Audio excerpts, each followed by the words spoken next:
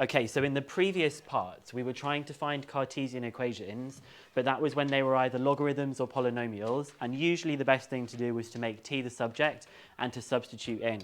But this is quite a particular different type now. We're going to be looking at them where the Cartesian equations are trig functions, because making t the subject of a trig function, or the parameter the subject of a trig function, is not going to be very useful, because how do you substitute like inverse sine into something else? Or how do you substitute an inverse trig function into something different? And so the way that we do this is we're going to be using these identities, sine squared plus cos squared equals 1.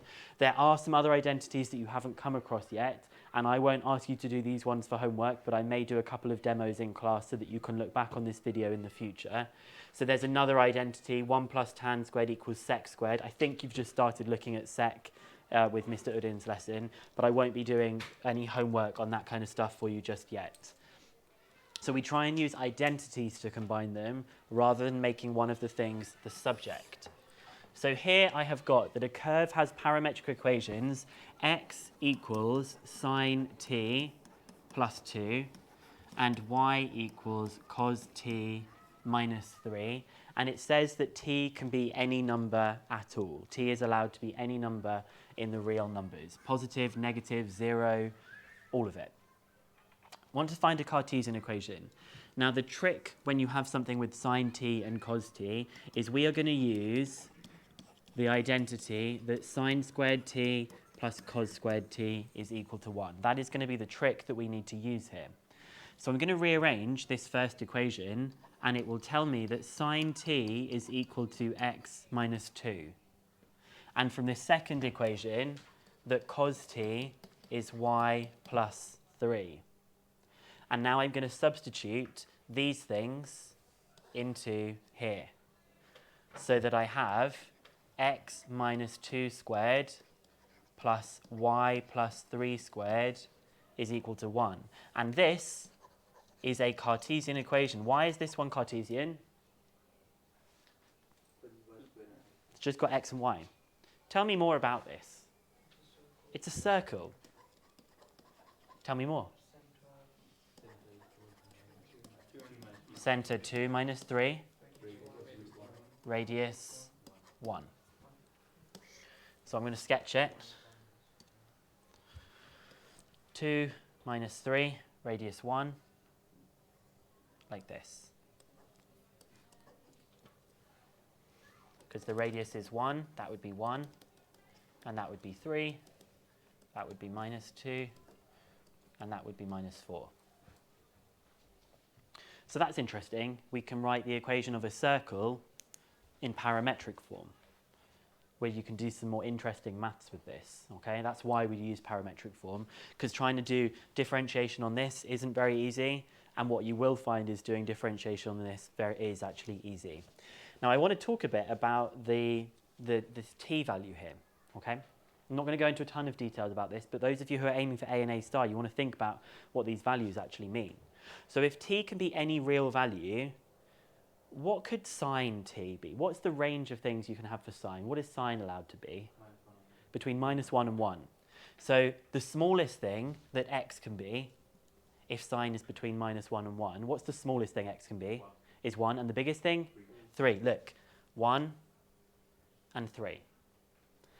That's the smallest thing that x can be. That's the biggest thing that x can be.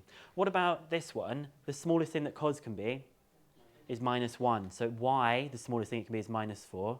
And the biggest thing it can be is minus 2. Minus 2 and 4. That's why it's on this part of the equation that we have here, okay? Because t can be any value at all. If t was restricted, you wouldn't have a full circle. You would have a part of a circle, and that might be a challenge that will come up in future questions, okay? It wouldn't necessarily be a whole circle. This one we have a curve is defined by these parametric equations, and this time t is not the real values. T has got some restricted things, and we're going to try and find a Cartesian equation of the curve in the form y equals f of x, with the domain being between minus k and k, stating the value of the constant k, and then we're going to try and do the range. Now this is going to be a push, because we won't have seen some of this before. All I'm going to tell you though is this sine 2t has a special identity of what sine 2t can be broken down into. And I'm just going to tell you this here. I'm not going to explain why, because you'll be doing this in future lessons. But sine 2t is 2 sine t cos t. Okay, this is an identity that you will learn and know off by heart in the future. But just for today's lesson, so we can complete this topic, I'm just going to do an example with it like this, because that's the only thing I need to tell you. Nothing else here is going to be alien. It is just that bit. Okay, so now that I've told you that, the rest of the question we're just going to be able to do. So we have that x is sine t and y is 2 sine t cos t. Now, it doesn't really look like I can use this identity to help me to do this. I can't see a way of connecting these things together very explicitly. Well, this is nice because x is sine t, so I could say it's 2x cos t. But the problem is this thing, because it's got a cos t there. Now, I'm going to try and use this. I'm going to try and create a cos t from this. And the way I'm going to create cos t is again from this identity. This identity is going to pop up again. What is cos squared t equal to? It's 1 minus sine squared t, and that's something that you should have memorized, that cos squared t is 1 minus sine squared t. Remember, I'm trying to create cos t here, because then I can put it in this place. So cos squared t is going to be 1 minus, what's sine squared in terms of x? 1 minus x squared. So cos t is the square root of 1 minus x squared. I imagine this probably looks quite like overwhelming the first time you see this, but you'll get used to doing these things and you'll feel much more confident with them. So what I'm going to do now, that thing that was red that was a problem, I've now solved it because it's no longer in terms of t. I'm now going to just be able to write this, let's come back down here, that y is equal to 2x, the square root of 1 minus x squared.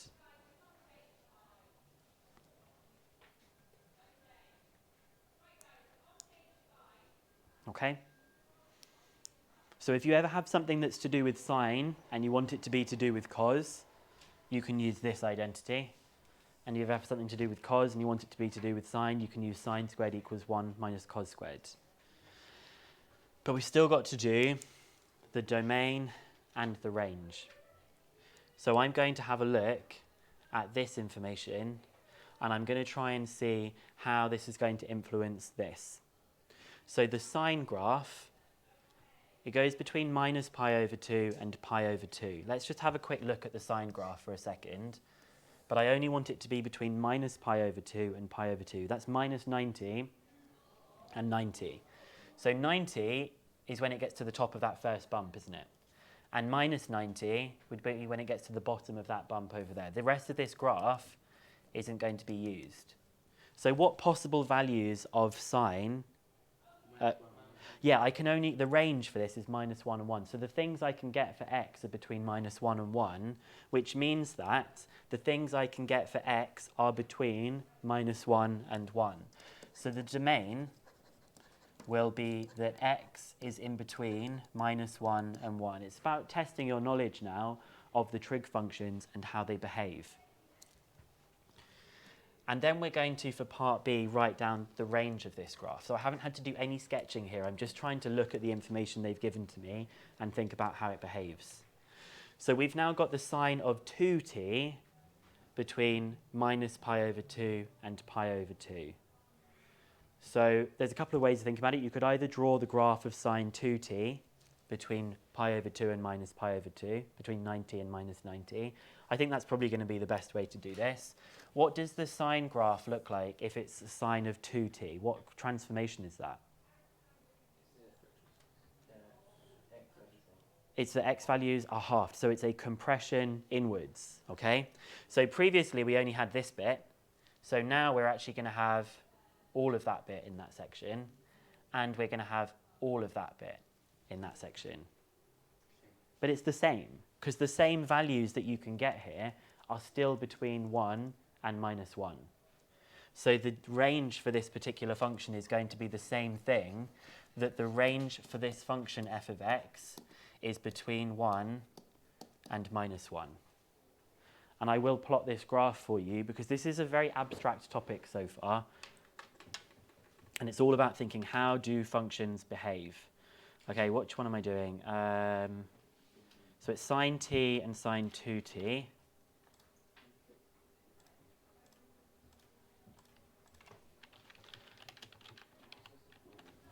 And they want it between minus pi over 2 and pi over 2.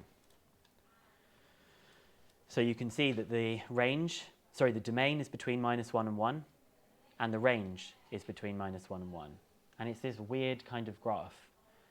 And if I change the values of t just to show you what it might look like, you can get some quite interesting looking graphs in this kind of thing. Okay? I'm laughing because it's difficult. Not for me. I'm not laughing at you. I'm laughing because it's been a long day for me, and I'm not sure if I'm explaining or if I just have no idea what I'm doing. Okay.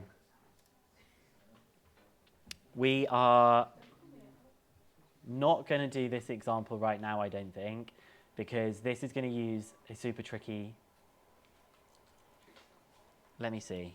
This one. No, let's do it. I mean, if I tell you what it is, we're just going to do it, okay? So it's similar to the one previously. This time we've got that x is 2 sine t, and y is 1 minus cos 2t. Just this first bit, I'm going to tell you that cos 2t is 2 cos squared t minus 1. This is something that you will know off by heart in the future. Is that 10 trig functions to measure? Pardon? How many trig functions do you have to memorize? Loads. I've got a sheet. I made a sheet for everyone last year that I'll give you. I'll give you ones that you need to memorize, okay? But this is what cos 2t is equal to. So I'm actually just going to do this one. I'm going to just change it so that we can pretend it never existed in the question. If you're watching this back in the future and you're like, okay, cool, now I know what you're talking about. If you're watching it back in the future and you don't know what I'm talking about, then you need to go and do some revision, okay? So it's 1 minus this. Did I use the right one? No, I'm going to... I'm going to use this one instead. I'm sorry. 1 minus 2 sine squared t. Cos 2t is 1 minus 2 sine squared t. Yeah, that's true. So it'll be 1 minus 2 sine squared t. And if I keep simplifying that, I'd have 1 minus 1, and I would just get 2 sine squared t, like this.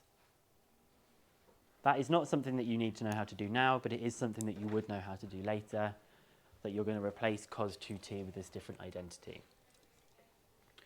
And so all we're going to try and do here is come up with the Cartesian equation with this one and this one. So anyone think they can spot how that would be done? Almost. So let's just actually find out what sine t is equal to. So from x, sine t would be equal to x over 2. And so y would be equal to 2 times sine t squared, which is 2x squared over 4, or just x squared over 2.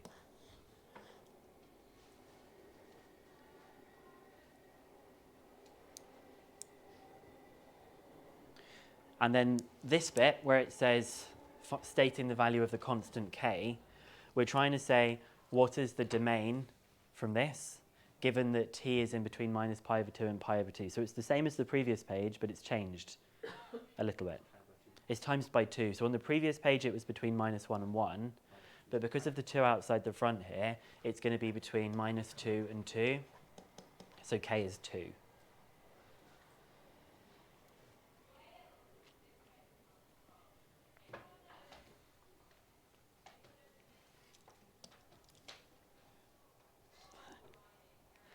Okay, and then we're going to do the last one. there is an identity that connects these things together. You might not have even seen these things before. Have you seen cot and cosec? Okay, good. So that's not too bad. The rest of this topic is going to not be like this. There's an identity that connects these together, which is 1 plus me looking in the cupboard because I haven't done this for ages. I just want to make sure I write it down properly. And I'm telling you, you need to memorize it. Yeah, I was right. 1 plus cot squared x equals cosec squared x, okay? So we're now going to use that identity to combine these two things together. I'm not going to be asking you to do these kinds of ones for homework. So I'm going to make cot the subject here. And then I'm going to square it.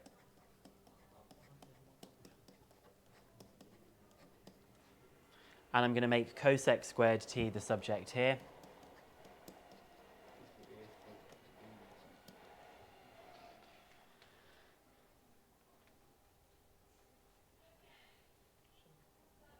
And now I can put these things together using this identity that I've just given you, which is 1 plus this thing squared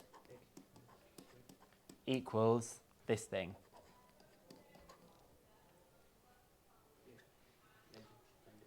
So I don't have to do any expanding. I'm happy to kind of leave it like this. So I get that y equals x minus 2 squared minus 1. And it wants us to state the domain for which this curve is defined. That's not here. It's going to be hard. Pardon? People that's not here. Yeah. It's hard enough for us here. But it's weird for me to say this, but at this point, I'm not wanting you to be able to do every single thing in this chapter. I'm wanting you to be like, okay, parametric is two separate, and I can try and put them together. For me to try and get you to understand all this trigonometry is going to take time because you haven't done much trigonometry yet. Okay, so I don't want you to go away from this lesson feeling like stressed out by it. I want you to just think like, I trust Mr. Bison, and he's not worried about it because I'm not worried about it. Okay, so please listen to what I've said there. So the domain of x, which this curve is defined. I'm going to leave this bit for a second because I don't think we've done enough about all of these functions just yet. But basically all you would do is you would look and think, how does this thing behave between 0 and pi? Okay? But we can do part B of the question, which says to sketch the curve. So if you want to sketch the curve, well, we can tell it's a kind of quadratic. So we would draw what this quadratic looks like, where the turning point is at 2 minus 1. And it's going to be a quadratic, and it's going to cross at, when x equals 0, it would cross at 3. That's terribly drawn then. So 2 minus 1 and 3.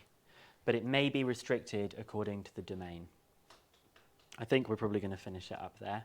And I'm going to just get you to do some of the more simple ones with just sine squared and cos squared from exercise 8b.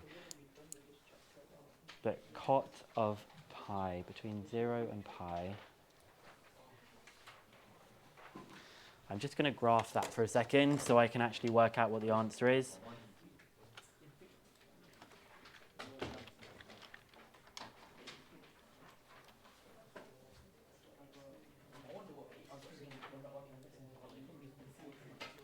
Yeah, so the domain is it can be anything at all.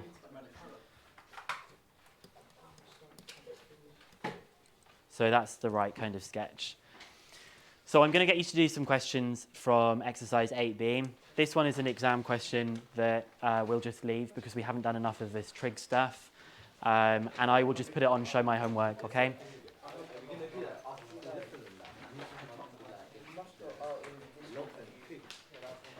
So you know how we used to do Thursday after school revision? Not right now, we just can't. Yeah, I guess we can do some stuff online. I'm going to do some more, I'll do some logs videos, yeah? Because it's for a not divisibility. If it was for a divisibility question, then you could do, but it was a not divisibility, yeah. Okay, I will do this one just so if you look back on it, you'll know what it's going to be. So what have we got? X equals root 3 times 2 sine t cos t, and y over 4 equals cos squared t. And